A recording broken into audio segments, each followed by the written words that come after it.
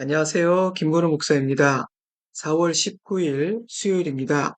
오늘 함께 묵상하고자 하는 본문은 가나안 정탐 이야기를 담고 있는 민수기 13장, 14장 말씀입니다. 지난 수요일에 나눈 바와 같이 약속의 땅 가나안을 향한 본격적인 여정이 시작된 후 민수기가 가장 먼저 다루고 있는 주제는 이스라엘 백성들의 불평과 불순종입니다. 11장과 12장에는 세 가지 케이스가 기록되어 있는데요. 13장부터는 이 여정의 성격과 길이 등 많은 것을 바꿔버리는 네 번째 이야기가 이어집니다. 애굽을 떠나며 시작되었던 광야의 여정 중에 이스라엘은 정말 많은 죄를 지었습니다. 불평과 원망, 불신앙과 불순종, 그들은 거듭 하나님을 실망시켰는데요. 그중 가장 심각했던 사건을 꼽으라면 금송아지 사건과 가나안 정탐 사건일 겁니다. 이 두 사건 때 모두 하나님은 패역한 이스라엘을 진멸하고 모세를 중심으로 다시 시작하려 하셨습니다. 하지만 모세의 간절한 기도로 그리하지 않으셨죠. 그 정도로 진노하셨다는 뜻입니다. 모든 일에는 넘지 말아야 할 선이라는 것이 있는데 금송아지 사건과 열두 정탐꾼 사건은 선을 넘어버린 사건이었던 것입니다. 때문에 가나안 입성을 눈앞에 둔 모압 평지에서 출애굽 2세대들에게 주어진 모세의 마지막 설교를 담고 있는 신명기는 이 두 개의 사건을 비중 있게 다루며 조상들의 전철을 밟지 않을 것을 강력하게 교훈하고 있습니다. 물론 하나님은 이스라엘을 불쌍히 여기사 큰 죄를 범한 그들을 진멸하지 않으셨고 약속의 땅까지 인도하셨지만 가나안 정탐 사건으로 인해 이스라엘이 치러야 하는 대가는 컸습니다. 광야의 여정은 40년이 될 것이며 그 시간 동안 출애굽 1세대들은 모두 죽게 될 것입니다. 그런데 이어질 이 38년여간의 여정에 대한 기록은 그 시간의 길이에 비해 분량은 짧고 작습니다. 어떤 학자는 그 시간은 날마다 수십, 수백 명이 죽어간 너무도 암울한 시대였기에 저자가 별로 기억하고 싶지 않았을 것이며 죽음과 장례식과 같은 비슷한 일상이 반복되었기 때문에 기록할 만한 중요한 일들은 적었기 때문일 것이라고 설명하는데요. 공감이 되었습니다. 근데 여러분, 가나안으로 가는 여정은 처음부터 그렇게 디자인된 것은 아니었습니다. 그렇다면 누가 가나안을 향한 여정을 그렇게 만들어버린 걸까요? 하나님이신가요? 아닙니다. 이스라엘 백성들, 그들 자신이 스스로 그 여정을 그런 여정으로 만들었습니다. 만약 그들이 감사하고 신뢰하고 순종했다면 광야의 여정은 전혀 다르게 쓰여졌을 것입니다. 하나님은 그들을 형통하게 하고 복되게 하기 위해 애굽에서 구원해 내신 것이니까요. 광야 여정을 40년으로 확장시키고 죽음과 고난의 여정으로 만든 것은 그들 자신이었습니다. 그래 놓고는 왜 우리를 애굽에서 꺼내어 이토록 고생하게 하고 광야에서 죽게 만드느냐 거짓 불평했으니 이들은 깨닫지도 배우지도 못하는 참으로 어리석은 백성들이었습니다. 사랑하는 성도 여러분, 하나님은 복 주시고 형통하게 하기 위해 젖과 꿀이 흐르는 땅으로 인도하여 그곳에서 살게 하기 위해 애굽의 종살이에서 살아가는 자녀들을 해방시키십니다. 나를 구원하여 자녀 삼으시는 목적, 하나님 나라의 백성 되게 하신 목적은 그것입니다. 때문에 우리의 인생 여정에 동행하시며 보호하시고 공급하시고 인도해 주기를 하나님은 원하십니다. 성경은 그러한 하나님의 약속들로 가득합니다. 그러나 내가 믿음으로 주님 주신 그 약속을 굳게 붙들지 아니하면 감사와 순종으로 주님을 따르지 아니하면 우리의 인생 여정은 주님이 의도하신 바와는 전혀 다른 이야기로 쓰여지게 됩니다. 즉, 하나님의 인도하심, 아버지의 말씀에 대한 나의 반응과 선택은 나의 인생 여정이 어떤 이야기로 쓰여질지에 엄청난 영향을 미치게 된다는 뜻입니다. 때문에 함께 예배드리고 같은 말씀을 듣고 있음에도 불구하고 각자가 쓰는 이야기는 달라집니다. 어떤 사람은 희망과 기쁨과 평안과 감사로 가득한 믿음의 이야기를 쓰며 사는 반면 어떤 사람은 절망과 불평과 두려움과 우울함으로 가득한 불신앙의 이야기를 쓰며 사는 것입니다. 각자의 선택과 반응에 따라 쓰여지는 이야기는 전혀 달라진다는 말입니다. 그런데 이스라엘은 너무도 어리석은 선택을 했습니다. 하나님은 그들이 멋진 음식을 만들 수 있도록 최고의 재료들을 준비해 주셨지만 그들은 그 좋은 재료들로 쓰레기 같은 음식을 만들어 버린 것입니다. 얼마든지 다른 이야기를 쓸 수 있었습니다. 선하시고 자비로우시며 신실하시고 오래 참으시는 좋으신 하나님이 그들과 함께 하셨으니 말입니다. 내가 너에게 복을 줄 것이며 약속의 땅에서 형통하게 하겠다. 하나님의 의지는 강했으니 말입니다. 그러나 그들은 불평과 불신앙과 불순종으로 주어진 모든 복을 걷어차 버리고 맙니다. 다 된 밥에 죄를 뿌린 것입니다. 사랑하는 성도 여러분, 여러분은 나의 남은 인생 이야기가 어떻게 쓰여지기를 바라십니까? 혹시 쓰여지기 바라는 이야기와 나의 태도가 엇박자인 것은 아닙니까? 그렇다면, 엇박자라면 내가 원하지 않는 이야기가 쓰여지게 됩니다. 오늘 함께 묵상할 이 이야기가 우리 모두에게 반면교사가 되기를 주님의 이름으로 축복합니다. 이야기는 이렇게 시작됩니다. 13장 1절이에요. 여호와께서 모세에게 말씀하여 이르시되 사람을 보내어 내가 이스라엘 자손에게 주는 가나안 땅을 정탐하게 하되, 이 말씀에 의하면 정탐꾼을 보내라고 명령하신 분은 하나님이신 것처럼 보입니다. 하지만 이 사건은 신명기 1장 19절에서 46절에 기록되어 있는 모세의 회고를 바탕으로 이해되어야 합니다. 모세의 회고에 의하면 모세는 지금 즉시 진군하라고 명령했습니다. 신명기 1장 21절 말씀입니다. 너희의 하나님 여호와께서 이 땅을 너희 앞에 두셨은즉 너희 조상의 하나님 여호와께서 너희에게 이르신 대로 올라가서 차지하라. 두려워하지 말라. 주저하지 말라. 그러나 이스라엘 백성들은 먼저 그 땅을 정탐하기를 원했습니다. 그래서 모세는 그들의 의견을 수용한 것이고요. 하나님 역시 동의해 주신 것이라고 모세는 말하고 있습니다. 물론 한 번도 가보지 않은 땅을 정탐하는 일은 나쁜 행동이 아닙니다. 오히려 지혜로운 행동일 수 있을 거예요. 40여 년간의 광야 생활을 마친 후 첫 번째 전쟁인 여리고 성 전투 전에 여호수아는 정탐꾼 두 사람을 보내지 않았습니까? 그러니 정탐하는 행위 자체를 문제 삼는 것은 지나친 일이라고, 결과론적인 판단이라고 저는 생각합니다.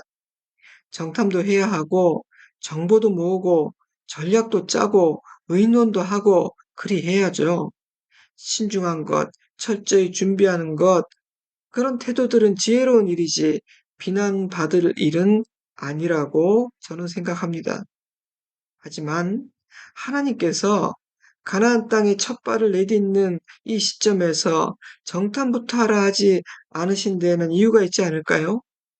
저는 믿음이 약한 이스라엘에게 정탐이 역효과를 불러일으킬 수도 있었기 때문일 수 있지 않을까 생각했습니다.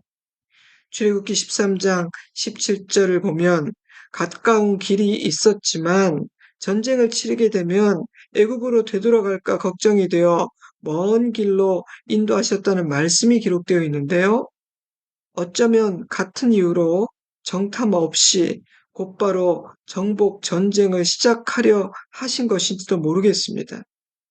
또한 어차피 이스라엘이 치러야 하는 이 전쟁들은 이스라엘의 실력과 전략으로 싸워 이기는 전쟁이 아니라 하나님께서 이스라엘을 위해 싸워 주시는 전쟁이었기에 이들에게 필요했던 것은 정탐이 아닌 믿음과 순종이었기 때문이 아닐까. 저는 그런 생각도 해보았습니다.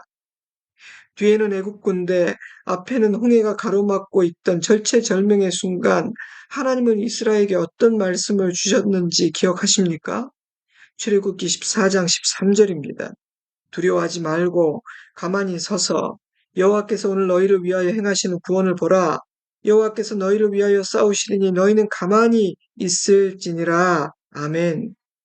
광야의 여정도 가나안 정복 전쟁도 이스라엘의 실력이나 세상의 지혜나 전략으로 감당하고 승리하는 그런 성격의 것이 아니었습니다.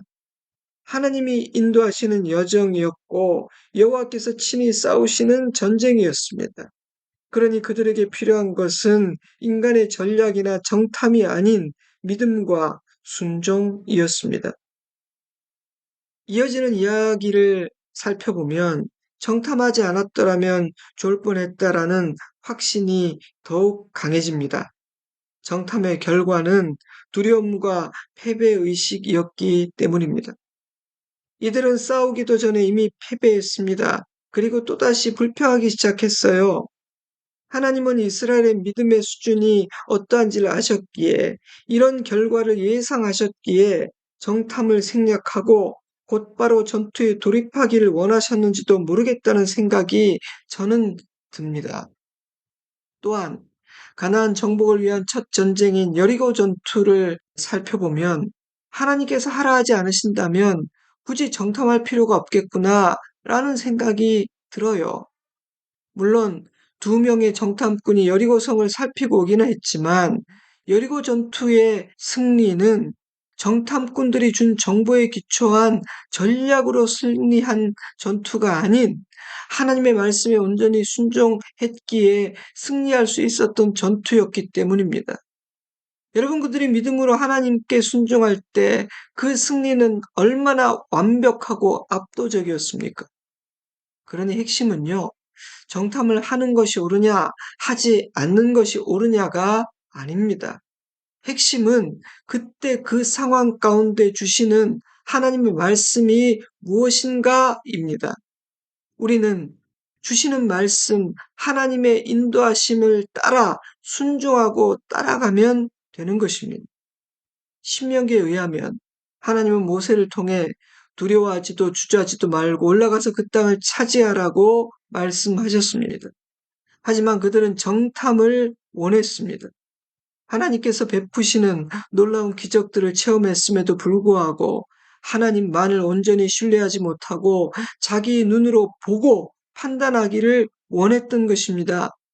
하나님의 약속으로 만족하지 못하고 보고 만질 수 있는 증거를 통해 확신을 갖고자 했다는 것이죠. 가나안 땅을 가장 잘 아시는 분은 하나님이 아닙니까? 12명이 40일간 정탐해봤자 하나님이 아시는 만큼 알 수 있겠습니까? 그들이 보고 들은 것은 얼마나 표면적이고 일부에 불과하겠습니까? 그럼에도 불구하고 이스라엘은 하나님의 약속이 아닌 사람이 보고 들은 정보를 의지하고자 했던 것입니다. 첫 단추부터 잘못 끼워진 것이죠. 그러니 결과가 좋을 수는 없었습니다. 그런데 우리도 이런 일을 하지 않습니까? 약속의 말씀보다 사람들의 말과 판단, 내가 보고 들은 것에 근거한 생각과 경험을 믿지 않습니까? 분명 하나님은 그런 결과를 예상하셨을 텐데 왜 그들의 요청을 들어주신 걸까요? 저는 내 몫의 유산을 지금 달라는 둘째 아들의 요구를 들어준 아버지와 같은 심정이 아니었을까 싶습니다. 민수기와 신명기의 문맥으로 볼 때 이스라엘의 요구는 우려되는 바가 많았지만 그들의 고집스러움과 어리석음을 아셨기에 하나님께서는 동의해 주신 것으로 이해하는 것이 옳습니다. 40일간의 정탐을 마친 12명이 돌아왔는데요. 그들이 가나안 땅을 두루 살피며 보았던 사실, 즉 팩트는 동일했습니다. 그 땅은 하나님께서 말씀하신 그대로 젖과 꿀이 흐르는 비옥한 땅이었고요. 성읍들은 견고하고 컸으며 가나안 백성들은 강해 보였습니다. 12명 모두가 같은 사실을 보았던 것이죠. 여기까지는 아무런 문제가 없습니다. 있는 그대로를 보고한 것이니까요. 문제는 보고 들은 것에 대한 그들의 해석과 판단이었습니다. 갈렙과 여호수아 두 사람의 생각은 이러했습니다. 13장 30절 우리가 올라가서 그 땅을 취하자 능히 이기리라. 그러나 다른 10명의 생각은 달랐습니다. 13장 31절 우리는 그 백성을 치지 못하리라. 그들은 우리보다 강하니라 하고 정탐한 땅을 압평하여 이르되 우리가 두루 다니며 정탐한 땅은 그 거주민을 삼키는 땅이요 거기서 본 모든 백성은 신장이 장대한 자들이며 우리는 스스로 보기에도 메뚜기 같으니 그들이 보기에도 그와 같았을 것이니라. 본 것은 같았지만 해석과 평가가 이토록 극단적으로 달랐던 이유는 해석과 판단의 근거와 기초가 달랐기 때문입니다.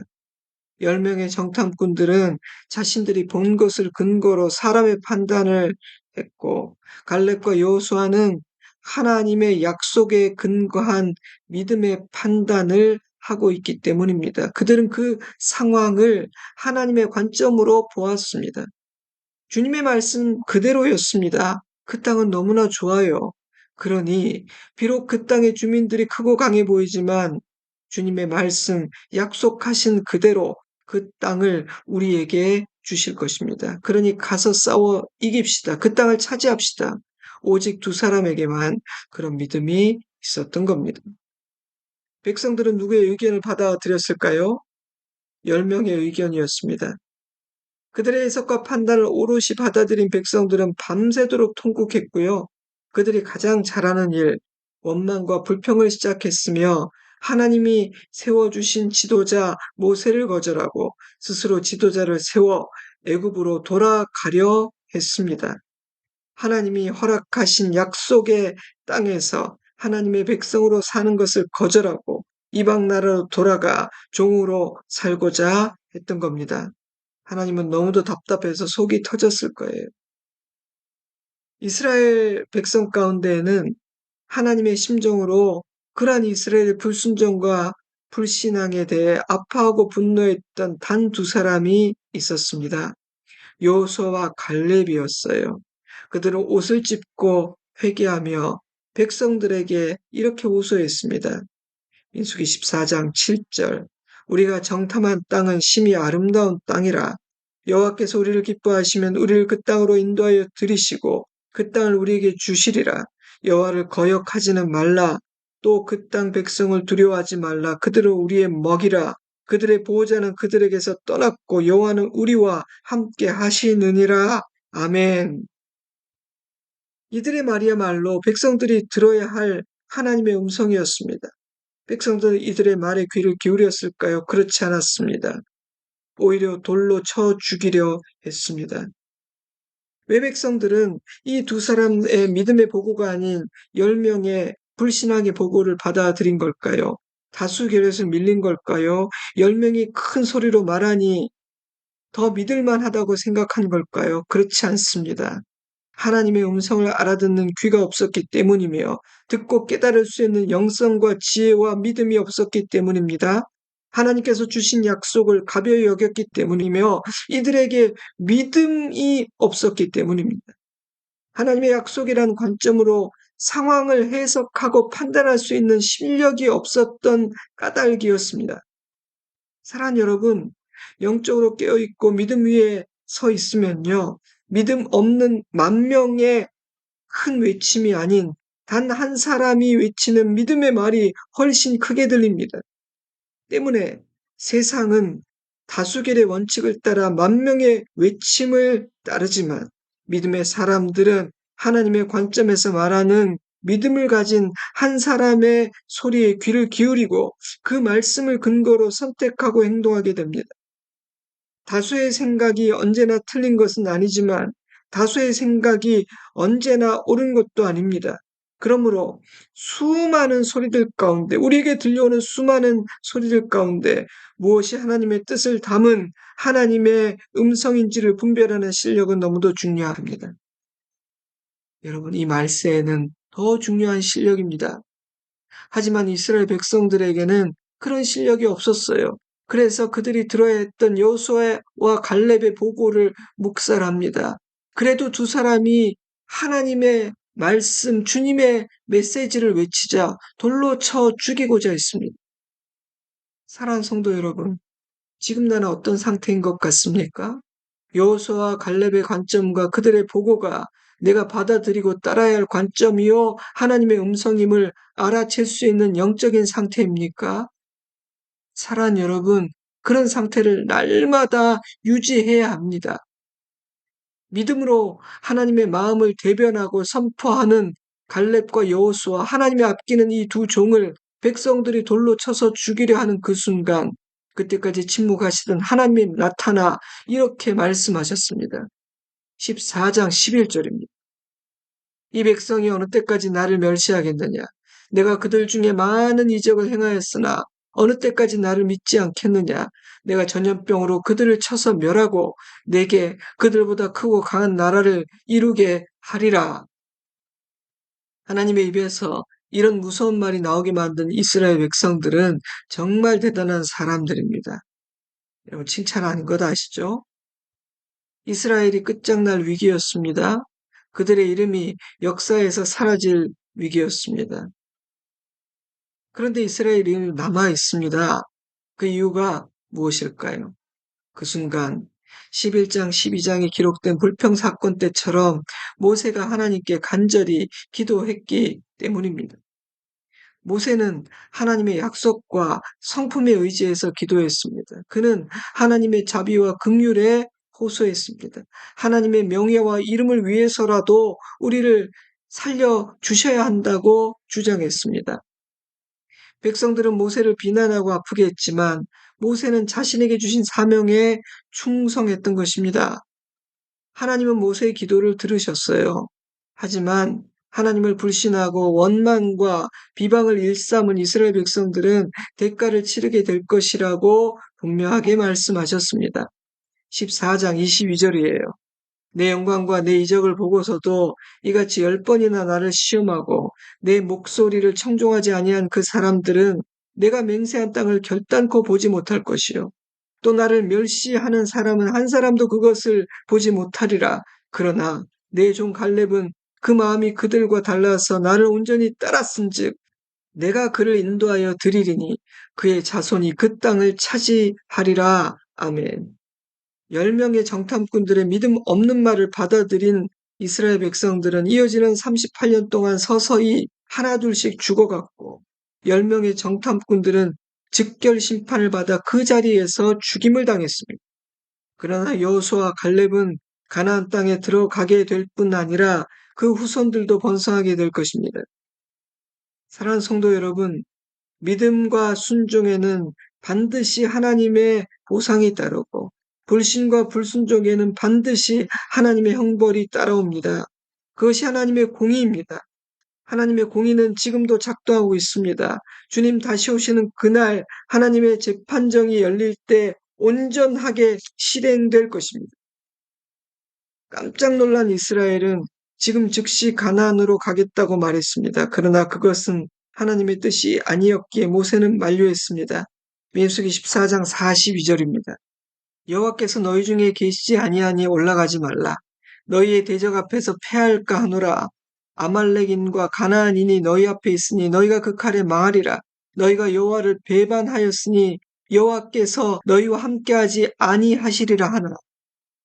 백성들은 이러한 하나님의 말씀을 듣고 자기들이 처한 상황을 듣고 어떻게 반응했을까요?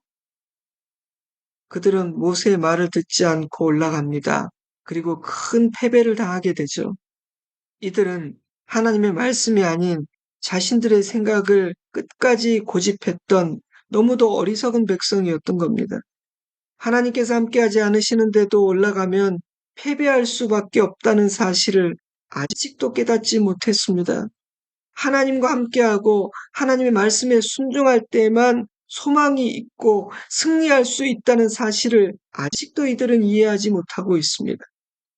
때문에 출애굽 1세대는 약속의 땅을 밟을 수 없었습니다. 오직 믿음으로 순종했던 여호수아와 갈렙만이 그 땅을 밟게 됩니다. 오늘 수요 말씀 묵상의 제목은 약속을 삼킨 불신입니다. 약속을 삼켜버린 불신. 하나님의 약속은 견고하고 신실합니다.